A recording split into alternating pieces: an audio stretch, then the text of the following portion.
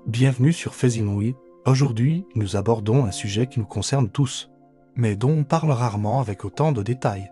C'est la seule certitude de la vie. Un voyage inévitable pour chaque être vivant. Mais que se passe-t-il vraiment, biologiquement? À l'instant T, qu'est-ce que la mort, du point de vue de la science? Aujourd'hui, nous allons explorer le processus fascinant et complexe de la mort. Son tabou, de l'arrêt de l'activité cérébrale à la décomposition cellulaire. Nous allons lever le voile sur les dernières minutes de la vie, et nous verrons pourquoi le cerveau pourrait rester conscient bien plus longtemps qu'on ne le pense. La mort n'est pas un simple interrupteur que l'on bascule de on à off. C'est un processus en plusieurs étapes, une cascade d'événements qui commence bien avant que le cœur ne s'arrête de battre. Pour les scientifiques, la définition clinique de la mort est l'arrêt irréversible des fonctions circulatoires, respiratoires ou l'arrêt irréversible de toutes les fonctions du cerveau entier, y compris le tronc cérébral. Cependant, cette définition ne capture pas toute la complexité de ce qui se déroule au niveau cellulaire. La mort commence souvent par une défaillance critique, comme un arrêt cardiaque. Lorsque le cœur cesse de pomper le sang, l'oxygène n'est plus distribué aux organes vitaux. C'est le cerveau qui est le plus vulnérable à ce manque d'oxygène, organe incroyablement gourmand. En énergie, il consomme environ 20% de l'oxygène de notre corps, bien qu'il ne représente que 2% de notre masse corporelle. Sans un flux sanguin constant, les neurones commencent à subir des dommages irréversibles en quelques minutes seulement.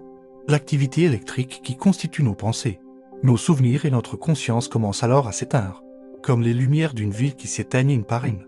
Mais l'arrêt du cœur et la perte de conscience ne sont que le début du voyage. Une question a longtemps intrigué les chercheurs. Que se passe-t-il dans le cerveau pendant ces derniers instants? Des études récentes suggèrent quelque chose d'absolument stupéfiant.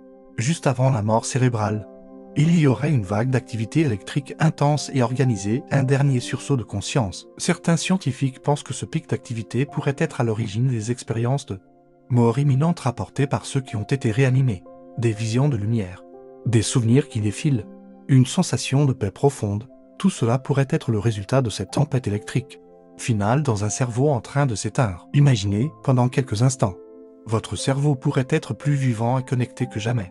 C'est une idée à la fois troublante et fascinante, suggérant que la conscience pourrait persister, même après que le corps ait commencé à lâcher prise. Une fois que le cerveau a cessé de fonctionner, le reste du corps entame un processus de démantèlement progressif. La température corporelle commence à chuter, un phénomène appelé algor morti. Le corps perd environ 1 degré Celsius par heure jusqu'à ce qu'il atteigne à température ambiante. Simultanément, sans circulation sanguine pour lutter contre la gravité, le sang commence à s'accumuler dans les parties les plus basses du corps. C'est ce qui crée la livor morti ou lividité cadavérique, ces taches violacées qui apparaissent sur la peau quelques heures après la mort. Un autre changement spectaculaire se produit, la rigor morti ou rigidité cadavérique. Les muscles se contractent et deviennent rigides. Ce phénomène est dû à des changements chimiques au niveau des fibres musculaires. Sans oxygène, les cellules ne peuvent plus produire l'énergie nécessaire pour que les muscles se relâchent.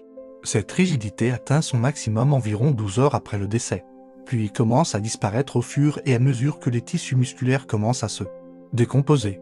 Mais le processus le plus profond se déroule à un niveau invisible à l'œil nu. À l'échelle cellulaire, la mort est une véritable cascade de défaillance. Sans oxygène, les centrales énergétiques de nos cellules, les mitochondries, cessent de fonctionner.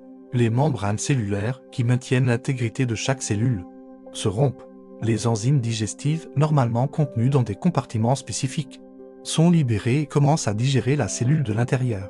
C'est ce que l'on appelle l'autolyse ou l'autodigestion. Ce processus de décomposition interne est la première étape du retour de nos éléments constitutifs à la nature. C'est la biologie dans son état le plus brut.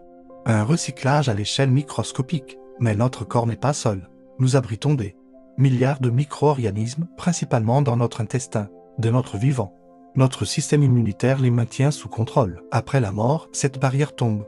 Les bactéries, qui nous aidaient à digérer notre nourriture, commencent à se propager dans tout le corps. Elles se nourrissent des tissus en décomposition, libérant des gaz et des composés qui contribuent au processus de putréfaction.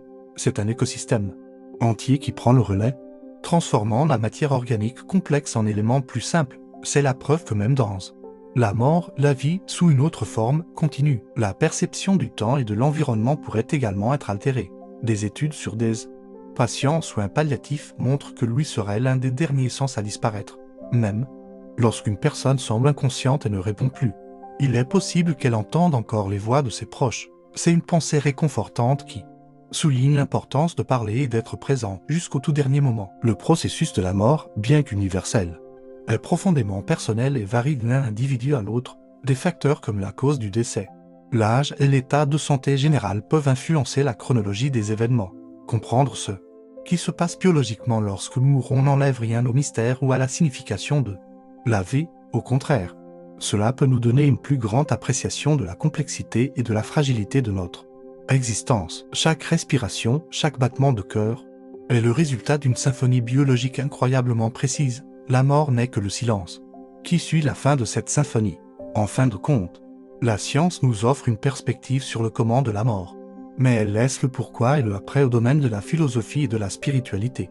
C'est à la frontière de la connaissance que se trouvent les plus grandes questions. La mort est la dernière étape de notre cycle de vie, le moment où notre corps, cette machine biologique extraordinaire, cesse de fonctionner et entame son processus de retour à la nature, de l'étincelle de conscience, qui s'éteint dans le cerveau au balai silencieux des cellules qui se décomposent. La mort est un processus à la fois brutal et incroyablement orchestré.